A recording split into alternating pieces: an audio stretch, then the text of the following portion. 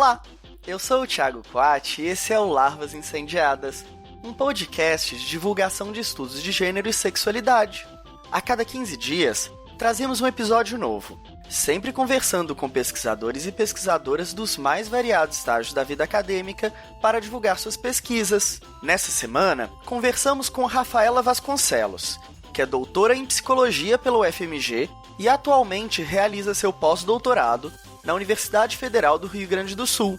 Nossa conversa foi sobre sua tese de doutorado, intitulada Nunca Fui Fem: Interseções entre Militarismo e Normas de Gênero na Trajetória de Combatentes Transsexuais. A partir de uma etnografia que acompanhou a trajetória de 2 homens transmilitares, sendo um bombeiro e outro policial militar, Rafaela analisou a maneira como as normas de gênero e as normas da hierarquia militar se relacionam, ora se reforçando mutuamente, ora se chocando, produzindo certas suspensões. Seu trabalho contribui para entendermos melhor como essas instituições militares fazem a gestão das pessoas e dos gêneros, bem como sobre as estratégias que as pessoas trans usam para sobreviver e até perseverar nesses ambientes altamente regulados. É um trabalho que já seria importante por si só, mas que nesse contexto de crescente militarização da segurança pública, da política e da vida, ganha uma nova camada de sentido e de relevância. Fique agora com a nossa conversa!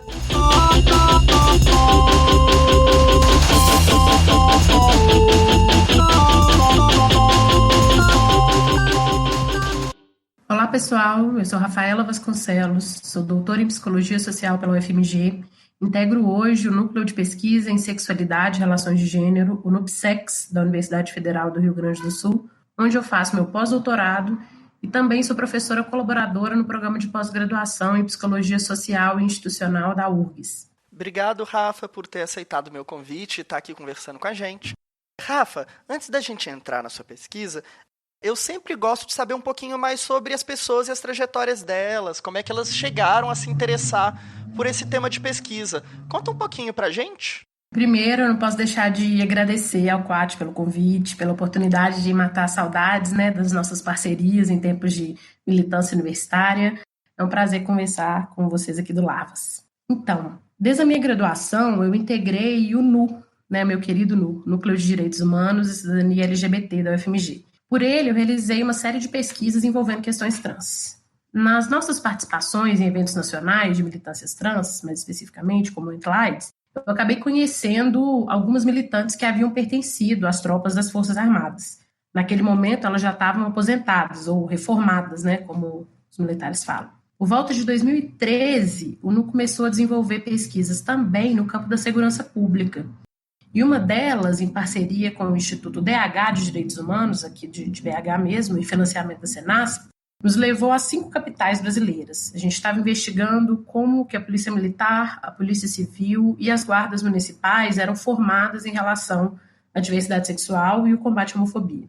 Durante a realização dessa pesquisa, eu começo a perceber como é que as instituições de segurança pública e estaduais começavam a lidar também, ainda que ali de uma forma meio sigilosa ali naquela época, com a transição de alguns dos seus trabalhadores. Nessa época, eu estava terminando também na escrita da minha dissertação, e eu percebo nessas minhas leituras, que a principal interlocutora na tese da Flávia Teixeira, professora da UF, era uma militar, e que esse pertencimento atravessava também de diversas formas a transição dela.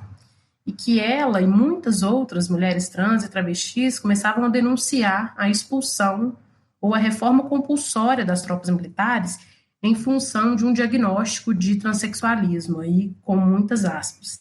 Só para isso, eu vivenciava também uma proximidade com militares no meu círculo social, o que fazia com que as suas dinâmicas de trabalho estivessem constantemente aí em debate ao meu redor. Então, com isso tudo, eu começo a pensar que, ao contrário das Forças Armadas, os militares na segurança pública estadual não estavam sendo expulsos a priori, E começo a pensar, então, como é que esse pertencimento estava sendo negociado nessas instituições. A gente estava falando de pessoas com uma certa formação acadêmica, escolar, com empregos formais, concursados, associados socialmente aí a um grupo, ou uma identidade mais conservadora e reacionária, que tinham algum reconhecimento social, estavam muitas vezes distantes ou em oposição aí aos movimentos sociais, pelo menos num certo imaginário, e logo eram muito diferentes, né, em vários aspectos, de um certo perfil e de um percurso sobre as transexualidades que estavam presentes em grande parte dos estudos acadêmicos que a gente tinha realizado, né. A gente tinha também um contexto internacional diferente do nosso agora, né, nesse campo. A gente tinha a revisão das políticas Don't Ask, Don't Tell, pelo Obama nos Estados Unidos, que modificava não só, né, as condições das homossexualidades nas tropas militares, mas também pensava a entrada e permanência de combatentes trans nas Forças Armadas. No Brasil, a gente já tinha uma série de estudos, né, como do James Green, do Renan Quinalha, do Luiz Morando, que estavam aí construindo uma relação entre regimes e lógicas militares ao longo da história, né, em especial aí na ditadura militar, como a regulação moral das sexualidades e dos gêneros. No campo da segurança pública em si também, né, a gente tinha Luiz Eduardo Soares, Jaqueline Muniz, denunciando a militarização da política de segurança nacional, né, que vai muito além dos regimes institucionais. Ao mesmo tempo, né, ou isso tudo acontecendo diante de uma série de denúncias alarmantes de violência contra a população LGBT, principalmente a população trans, inclusive por parte de agentes do Estado, né? A gente não pode esquecer aí Verônica Bolina, Laura Vermont, foram casos que chocaram aí.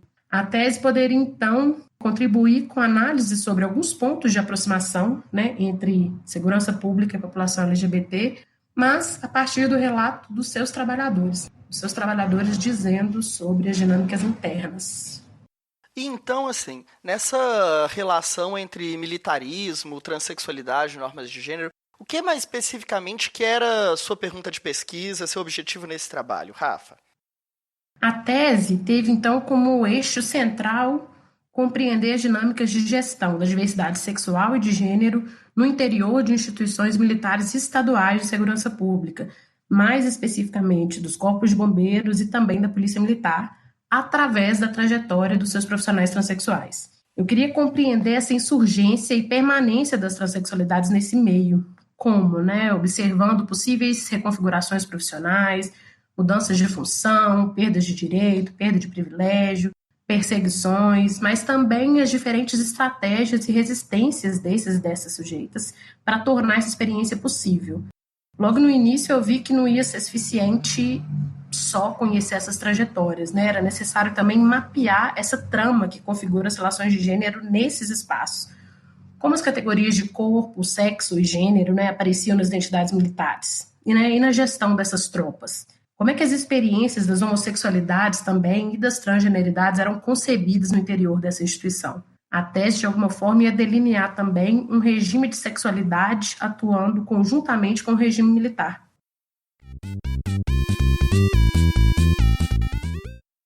E, Rafa, então, para a gente começar a entrar mais detalhadamente nesse seu trabalho, contextualiza para a gente esse panorama um pouco mais geral dessa relação do militarismo com as normas de gênero, também com essa entrada muito recente das mulheres, né?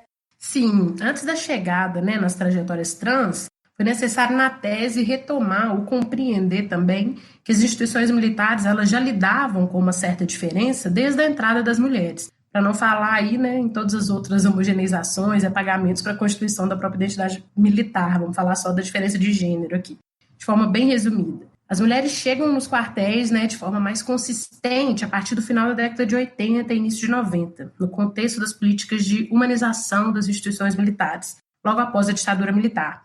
Isso a gente está falando do militarismo estadual, né? Nas Forças Armadas é diferente. Até hoje tem uma série de posições locais que não têm mulheres. Nas forças policiais, elas serão designadas a atividades de cunho mais comunitário, no trato com populações, né, ditas mais vulneráveis, como mulheres, idosos, outras mulheres, além do serviço administrativo. E nos corpos de bombeiros, a entrada das mulheres vai coincidir também com o início das atividades de resgate, ou atendimento pré-hospitalar, né, como a gente fala normalmente, mais próximas a essas categorias do cuidado. Isso, né, esse contexto é lido por uma série de autoras como uma mudança cosmética, ou quase uma jogada de marketing institucional, porque ela permite que essas instituições não tenham que passar por grandes mudanças estruturais nem identitárias, uma vez que a humanização, né, esse objetivo da humanização, ficará a cargo dessas mulheres, né, das características que elas trariam para essas atividades. E aos homens, né, considerados ou continuados aí como legítimos militares, ficariam as atividades mais operacionais e aquelas de maior prestígio. Mas não é que nada muda. Com essa chegada das mulheres, as estruturas físicas têm que ser modificadas para demarcar aí as possibilidades de trânsito e separação dos corpos, né? Novos alojamentos, áreas restritas, tudo isso binariamente dividido. Novos códigos complementares também vão operar controles morais, corporais e sexuais, de modo, isso é interessante, a não descaracterizá-las em seu gênero, a diferenciar as motivações de um possível feminismo aí que as tivessem levado a entrar para essas instituições e que, na visão, né, desses militares, poderiam atrapalhar tanto a submissão ao regime militar quanto a própria imagem institucional do militar. E também para diferenciá-las das civis, né, porque elas vão entrar, mas elas não podem perder aí a especificidade da identidade militar. Tudo que já organizava a separação física e também ideológica, a gente pode dizer, entre oficiais e praças, demarcando, né, e limitando aí as hierarquias institucionais, agora deviam ordenar também os gêneros. Será estabelecido junto com isso um limite percentual de entrada, né, que no Brasil aí varia entre 5% e 10% na maioria dos estados, garantindo a predominância masculina, aqueles identificados como mais hábeis para as funções militares. O que resulta nesse contexto ao longo dos anos? Até hoje, depois aí de 30 anos dessa entrada, por volta de 30 anos, em estruturas físicas insuficientes ao longo dos estados, fardamentos e equipamentos até hoje não adaptados a esses novos corpos, mas também há duas dinâmicas que são muito importantes na tese. Uma é o conceito de que, para esses militares, sexo/gênero será igual a uma certa concepção, bastante limitada, inclusive, de biologia, que será igual à capacidade de trabalho. E um outro ponto é que uma certa política sexual ali daquele contexto vai ser dada ou vai continuar sendo ditada pelas masculinidades. Ou seja, no desempenho físico, no repasse das instruções, todos esses momentos vão demarcar a supremacia masculina aí como autêntico combatente militar. A demarcação desse lugar vai se dar não só nos espaços físicos, mas também na construção de uma atmosfera em que o feminino é tipo o estrangeiro. Nos momentos de sociabilidade nas alas, nas sessões, nos deslocamentos nas viaturas, nos múltiplos grupos de WhatsApp aí que compõem hoje muito bem, né, o que eles chamam de rádio peão ali dentro, né, esse fluxo informal de informações sobre o próprio sistema. Nas mesas de discussão sobre promoções e punições, todos esses vão ser momentos em que os gêneros e a sexualidade serão avaliadas, construídas, moldadas. Piadas, comentários machistas, homofóbicos, os flertes e assédios a civis nas ruas, tudo isso vai continuar acontecendo como se toda a guarnição compartilhasse desses mesmos códigos. Este podcast faz parte do movimento LGBT Podcasters. Conheça outros podcasts através da hashtag LGBT Podcasters ou do site www.lgbtpodcasters.com.br.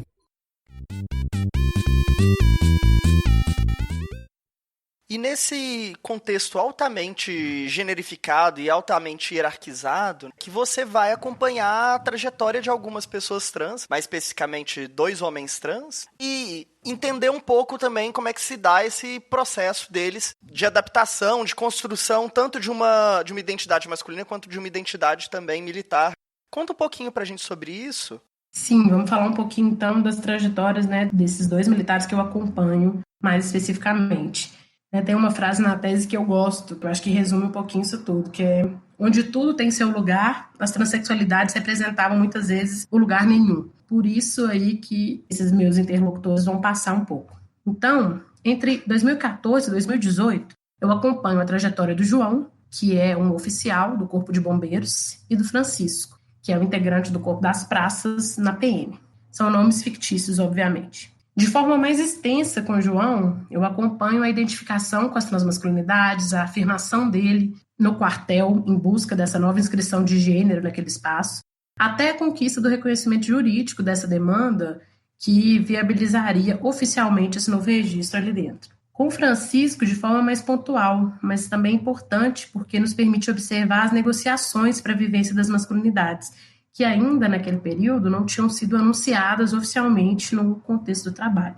Então, dando um panorama geral do que os meninos viveram esse tempo, né, durante esse período. O emprego no servidorismo público militar representava ao mesmo tempo possibilidade, mas também impedimentos. Os discursos, né, as motivações para pertencer àquele espaço, né, a trabalhar daquela forma, não diziam do direito de servir ao país, por exemplo, como a gente vê muito na literatura internacional, né, com relação às Forças Armadas, mas sim de ter uma identidade reconhecida, de ter um bom emprego, de gozar de garantias trabalhistas, de um concurso público, de prestar um bom serviço à população também. As suas fardas vão remeter minimamente a uma trajetória, a uma formação escolar, a concursos militares, que atestam certos parâmetros de capacidade ou de estabilidade daquele corpo, contradizendo muitas vezes, inclusive, categorias diagnósticas, o que resulta em certo reconhecimento social, mas também auxilia nas negociações aí dessa nova identidade, nova entre aspas,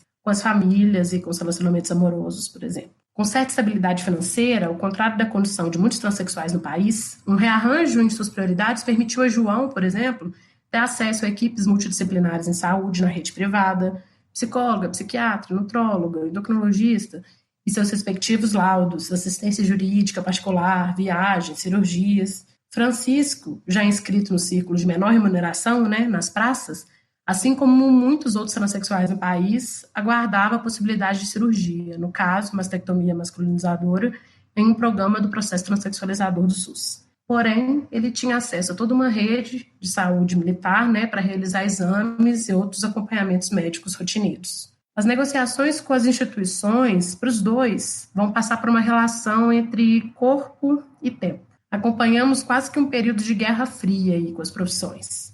Os novos corpos e o entendimento de si não permitiam que esses sujeitos, né, ocupassem os mesmos lugares da FEM, né, aquele termozinho ali que identifica quem eles entendem como femininos. Porém, a espera de certa coerência entre a imagem e a identidade, né, no caso do Francisco, ou mesmo a legitimidade via ordem judicial, vão adiar a demanda de reconhecimento da masculinidade no ambiente de trabalho, né, essa demanda oficial de reconhecimento. As trajetórias deles como militares, assim como as normas sociais, vão fazer com que eles entendam que essas são as linguagens que o regime militar respeita e reconhece. E eles não vão confiar na gestão da demanda pelos pares sem essas garantias. Por exemplo, nenhum dos dois vai utilizar aquelas normativas de nome social que estavam previstas aí já desde aquela época. A presença de um transexual na tropa, eu gosto de brincar, se dissemina internamente com a mesma velocidade das moléculas de T naqueles corpos, construindo aí, divulgando uma série de versões sobre essas histórias, né, num jogo entre memória e esquecimento. Muitas vezes tinha o objetivo mesmo de falsear a afirmação da identidade dos meninos, jogando com a ideia de uma verdade escondida ali naquele corpo, né? Mesmo quando ele não parecia, né? Não tinha coerência com as histórias contadas. Ambos usam um sobrenome nas tarjetas das fardas e vão ter que lidar com, por exemplo, o uso proposital do pronome feminino, a divulgação do nome do registro, ou mesmo a cobrança de uma masculinidade quase tosca, indicando aí as resistências entre os pares. Acusações de fraude por uso de hormônio, né, que garantiria supostas vantagens, concepções patológicas sobre a diversidade sexual e de gênero, assim como também leituras de perda de especificidade militar, vão marcar uma posição aí desigual entre uma tropa que se constrói ou quer ser vista como tão homogênea. Essa não oficialidade da situação dos meninos, né, essa mistura entre sigilo e vistas grossas, produz uma série de precariedades. Não há alojamentos e banheiros disponíveis nos plantões de 24 horas, por exemplo, né, nos corpos de bombeiro. Não há autorização para o uso de fardas especiais, né, aquelas mais marcadas pelo gênero que não é essa cotidiana. Não há tempo para recuperação pós-cirurgia, então eles vão, inclusive, trabalhar com o corpo costurado ainda. Eles deixam de concorrer a concursos, a seleções internas para evitar provas físicas e o escrutínio ali da condição. O que nas carreiras militares significa muita coisa, né? Significa a perda, por exemplo, de um tempo de uso do corpo para dar conta de toda aquela atividade física, né? Significa menos qualificação, menos prestígio institucional também. Acho que foi o João que você menciona que desiste de tentar brevet, desiste de tentar uma série de competições justamente porque o uso de hormônio pode ser considerado como um tipo de doping, né? Assim, e não tem como negociar, é isso mesmo? A gente tem que pensar que é um contexto todo regulado por normativa, né? Que no contexto militar as pessoas vão fazer ou deixar de fazer aquilo que está previsto em algum tipo de normativa. Se não está na normativa, cria uma espécie de crise ali dentro, porque vai ter que ser julgado e vai ter que ter um respaldo para esse julgamento. Então, como ele ainda não tinha, por exemplo, a retificação do nome de registro na justiça, ele acreditava que aquilo ia levantar uma série de regulações morais e de discussões morais sobre o pertencimento dele, que podiam, naquele momento, mais atrapalhar do que facilitar. Então, ele deixa de se submeter a esse tanto de avaliações ali dentro, mas que significam cursos de formação, que significam investir na própria carreira, até que ele tenha segurança para poder fazer isso, e segurança, nesse caso, significa segurança, né, da lei, para poder fazer isso tudo. Mas também não são só nuances negativas, né? Entendi. A gente também, em algumas outras características interessantes desse processo, como, por exemplo, as transmasculinidades entram nessa disputa da hierarquia das masculinidades, né? Seu exercício representa também uma possibilidade, uma via de conformação à identidade militar. O corpo é uma forma de compartilhar essa linguagem institucional, né, que a gente está tecendo aqui, colocando a categoria militar, inclusive, em disputa. Outro ponto interessante é a psicologia, por exemplo, né? Quando ela extrapola a clínica, ela aparece como um caminho de cuidado, de criação de caminhos alternativos, inclusive para garantir, né, a integridade física e psicológica nesse vazio normativo que eu estava falando antes. A despeito aí de uma tendência dessas instituições a utilizar a psicologia quase como um tamponamento para as dinâmicas de trabalho adoecedoras, nessas trajetórias, na tese, elas constroem mudanças, né? Elas produzem legitimidade e não apelam para categorias diagnósticas, que eu acho que é um ponto interessante para ser destacado. Então, só fechando, né? Nessa gestão do trânsito, como eu brinco, né? Como é que a instituição faz essa gestão do trânsito? Ela não exclui, né? Nenhum desses meninos teve, de fato, uma ameaça de exclusão dessa medida. Mas ela regula a participação na cultura dominante, né? Ela tutela esse pertencimento, produzindo trajetórias institucionais adulteradas aí num certo percurso previsto. Por exemplo, meio de ascensão na hierarquia militar, ela representa aí para esses sujeitos também uma certa sedução dos preceitos militares, né? Ao mesmo tempo que ela compromete o sujeito a uma aderência institucional, ela os amarra ao plano da gestão também, né? Sim, isso que você está falando me lembrou muito um dos casos que você conta, né? De quando o João é finalmente promovido. Mas ele é promovido como, né? Em último lugar, né? É uma forma interessante da gente olhar para as formas de ação institucional, né? Ele é promovido no tempo que estava previsto, mas como ele era extremamente bem avaliado pelos colegas de trabalho, pela tropa que ele comandava, ele poderia ter sido promovido numa posição muito melhor, de muito mais visibilidade. Mas não, ele é promovido lá no último lugar. O que eu leio na tese, né, como quase um recado institucional. Não traz todo o barulho de não promovê-lo, mas também indica que ele não está na mesma hierarquia, no mesmo lugar da hierarquia de todos os outros militares, né? É uma forma de leitura. Outra coisa também que me chamou muita atenção no seu trabalho, que eu acho que seria legal a gente conversar aqui um pouquinho, eu achei muito legal como você vai abordando um certo paradoxo da visibilidade dessas pessoas. Elas são, ao mesmo tempo, muito visíveis e invisíveis. Aquela cena que você descreve, vai ter um evento que exige o uso de roupas formais. Só que ele já chegou num certo momento da transição, né, que as pessoas não conseguem mais fingir que ele é uma mulher. E aí, de repente, ele é desconvidado, né, assim, de alguma maneira, pra festa. Parece que a própria chefia que avisa, não precisa vir não, porque não tem como você usar um outro uniforme.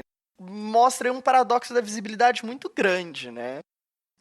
Com certeza. Chega um tempo em que não se cabe, né, como eu falei mais, nesse lugar pré-determinado para as fêmeas ali dentro. Mas como ele não tem também uma autorização formal para poder usar os uniformes masculinos, né, a ocupar esses espaços demarcados para as masculinidades ali dentro, muitas vezes, na gestão do cotidiano, a gestão possível é fazer com que ele não participe, então, sem causar alarde de determinados espaços. O que, inclusive, muitas vezes, cria uma série de contradições com o próprio sistema militar e hierárquico, né? Porque, por exemplo, se todos os oficiais devem participar dessa determinada atividade, por que só ele não vai, né? Por que só ele vai ficar junto com as praças em outro espaço? Então, a gente já vê aí uma tensão entre as normas de gênero e as normas militares.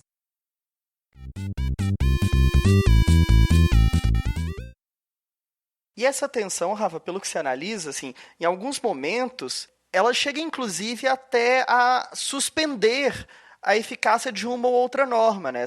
Claro, a gente não está querendo dizer que elas são normas simétricas, né? Mas quando você vai analisando, por exemplo, a forma como os subordinados do João, porque o João chegou a ocupar um certo cargo de poder durante um tempo, né? Eu não entendo muito da dinâmica, mas parece que ele comandava um batalhão, e parece que essa violação das normas de gênero faziam com que as próprias pessoas violassem também a hierarquia, desrespeitavam ele. Conta um pouquinho mais pra gente desse conflito, dessas normas de gênero e da hierarquia militar. Essa é parte das análises, né? Um pouco dos resultados aí do que eu chego a olhar, ao tentar tecer essa trama aí entre gênero e normas militares. Quando a gente olha para essas trajetórias, a gente observa que tem uma quebra significativa das dinâmicas hierárquicas em função de uma manutenção de um regime normativo de gênero. A conclusão que eu chego, né, ou o que eu começo a desconfiar ali, é que as normas militares elas vão se estabelecer em consonância com as normas de gênero. A gestão da diversidade é um rebento, para usar um termo aí bem militar,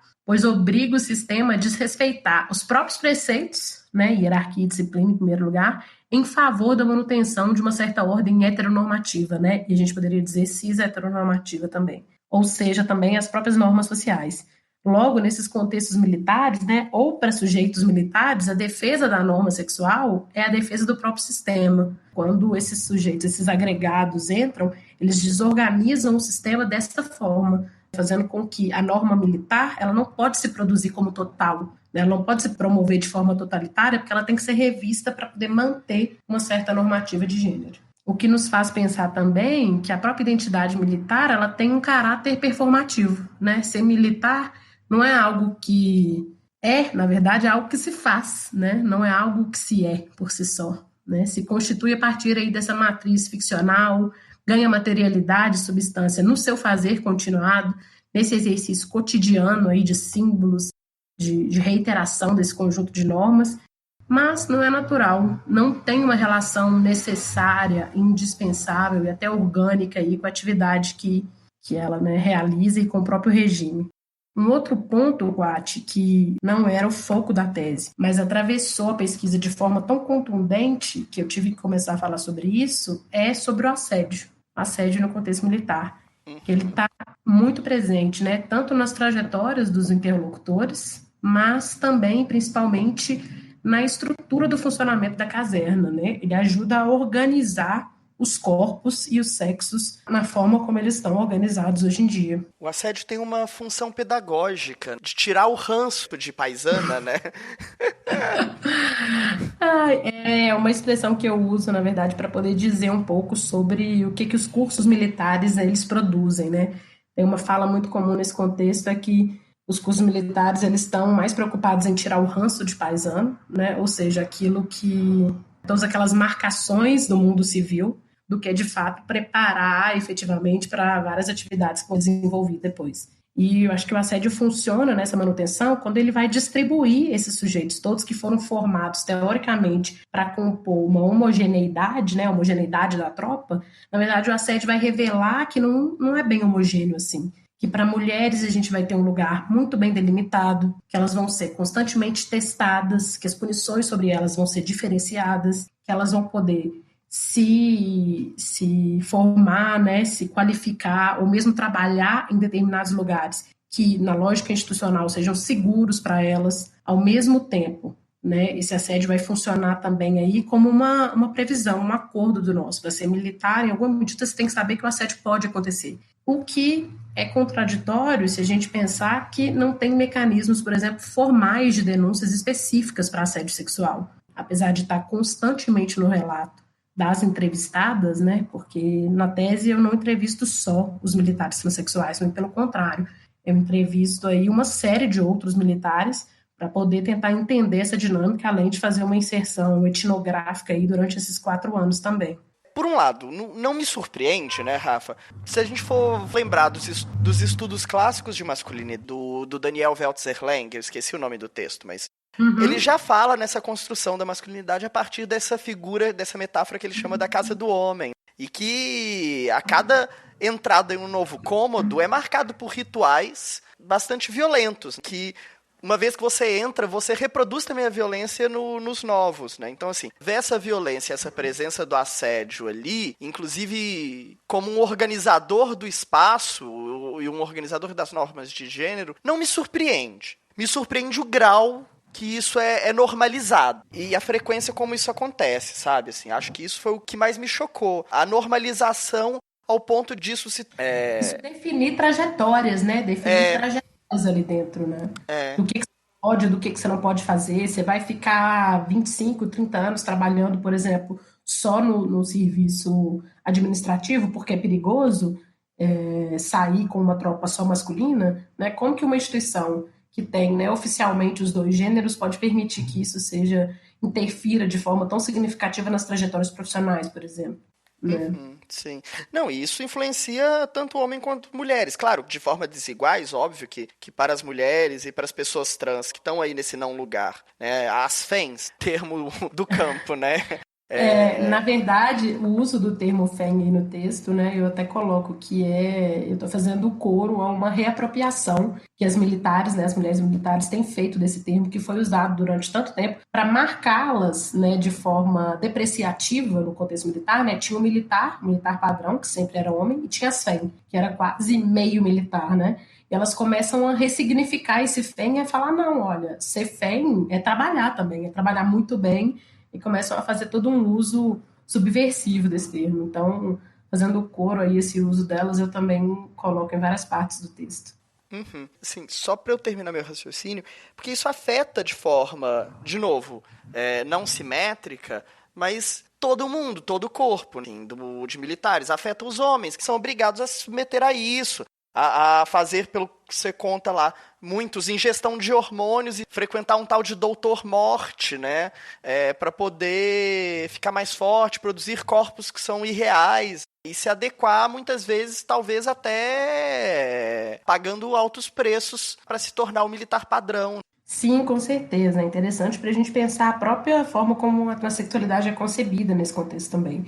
Porque várias intervenções, né, nos corpos trans são entendidos como violações, né, como anomalias, o próprio uso do hormônio, toda essa polêmica. Enquanto uma série de pessoas cis, uma série de outros militares cis, também estão fazendo uso de hormônios para poder aumentar a produtividade, aumentar a força, né, para obter um outro uso, aí, uma outra potência desse corpo, e não são identificados aí nessa mesma categoria. Sim, em suma, para construir o gênero, né? Assim, eles estão produzindo gênero tanto quanto as pessoas trans. Tá todo mundo produzindo gênero, exatamente. Tá todo mundo produzindo, fazendo. É muito louco, só que determinadas produções de gênero ali são escanteadas, jogadas pro lado, assim.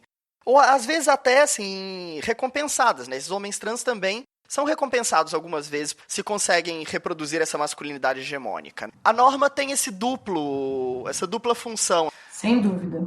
Ela é regulação, evidencia diferenças hierarquicamente, mas ela também permite disputar um lugar nessas hierarquias, né? Ela é tanto meio de regulação como possibilidade de intervenção.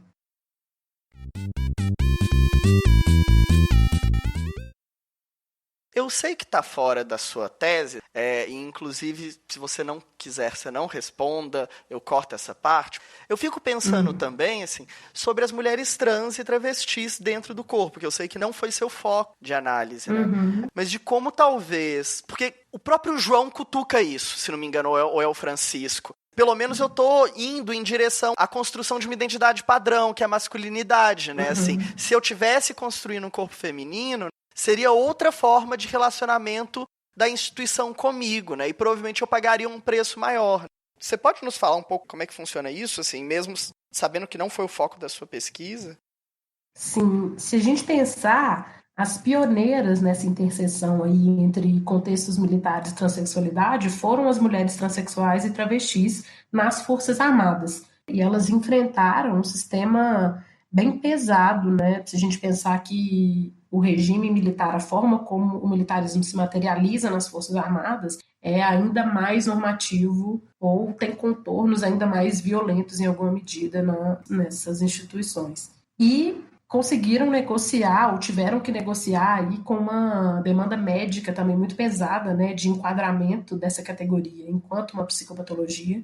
Muitas delas foram expulsas, muitas delas passaram por perícias compulsórias, com reformas compulsórias em função dessa caracterização como doentes, e várias delas entraram na justiça depois disso e tentaram, né, e estão ainda até hoje negociando. A Bruna Benevides é um caso aí de sucesso para a gente pensar. Mas eu acho Jaqueline Brasil também, né, lá no norte. Jaqueline Brasil também, exatamente. E outras meninas que estão, né, que já passaram por isso e estão em outro momento também.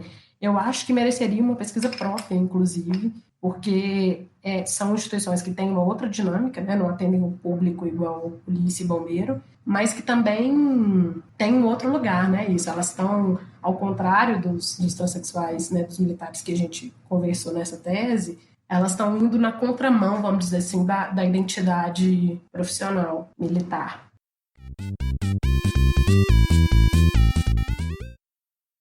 Para a gente ir caminhando um pouquinho para o final da nossa entrevista, você sente que tem algo que você não falou, que você gostaria de falar, que eu não te perguntei? Eu acho que só pontuar, assim, duas questões, né? Que eu acho que conhecer e demandar, né, condições dignas de trabalho para militares transexuais não pode ser confundido com uma propaganda de que essas instituições estão melhores ou estão se modernizando. Eu acho que enquanto essas medidas não fizerem parte de uma mudança maior, né, de revisão dos próprios regimes de trabalho, dos seus modos de execução das políticas de segurança, ou mesmo do lugar que ocupam aí no ordenamento dos corpos, a gente não pode vender isso como porque tem trans agora está muito melhor. Eu acho que para as pessoas trans, em especial, o contexto militar ele estabelece quase um paradoxo aí em saúde, sabe? Não só para elas, mas para elas também. Porque se ela proporciona esses meios de cuidado, né? Como, né? Através do rendimento que ela provê, do próprio sistema de saúde, ao mesmo tempo ela também pode ser um fator de produção de sofrimento, de adoecimento, tanto em função de todas essas perseguições que a gente falou aí, né? Que atingem não só as mulheres, mas também as homossexualidades e as violações cometidas contra as próprias militares transexuais, mas também aquelas decorrentes das dinâmicas institucionais de trabalho mesmo, né? Vamos lembrar que o índice de suicídio entre militares no país é gigantesco. E acho que falar um pouquinho também, né, que eu acredito que conhecendo esse regime, entendendo inclusive as limitações, as suas insuficiências, essa forma como ele cobra de forma desigual, né, quase violenta, e muitas vezes violenta daqueles que o compõem, que a gente pode impedir essa militarização do cotidiano e da cena pública. Tudo que colocamos em risco, e não só manter esse regime como parâmetro de segurança pública, mas expandi-lo para a escola, para a política, né? Que tipo de risco a gente está correndo quando a gente permite ou quando a gente demanda esse tipo de expansão aí do regime militar. Rafa, para a gente encerrar mesmo, eu sempre gosto de deixar no final do episódio um espacinho para as pessoas contem o que estão fazendo agora, depois desse trabalho, e também que se quiser fazer um jabá, falar de algum texto, algum livro, algum trabalho seu, ou então jabá de outra pessoa também, assim, é um momento bem aberto. Sinta-se à vontade, Rafa. Beleza. Então, agradeço a oportunidade de conversar um pouquinho sobre a tese, esse trabalho, longo trabalho, né, Quat? Mas que eu acho que nos ajuda bem a entender ou, né, nos dá pista para entender como é que esse governo tem olhado para as políticas públicas e para as questões LGBT e de violência de gênero, por exemplo. E para falar isso, agora eu estou fazendo meu pós-doc, estou querendo diversificar um pouquinho, nem tanto, né, mas diversificar um pouquinho meus temas e pensando um pouquinho a patologização da diferença também, mas agora pensando corpos gordos, gordofobia, antigordofobia, né, pressão estética e, em breve, fazendo trabalho nesse viés. Massa, bem legal. Então, obrigado, Rafa, por aceitar o convite e por ter conversado aqui comigo. Obrigada a você, um beijão e espero que a gente se encontre aí nos seus próximos projetos também.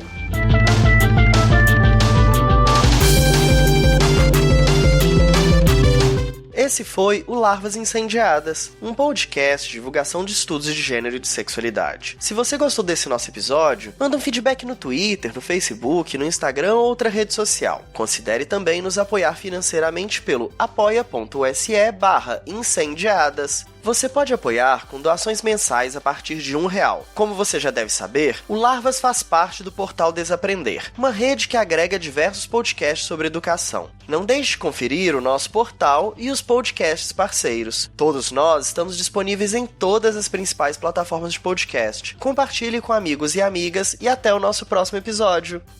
Portal Desaprender, onde houver certeza que eu leve a dúvida.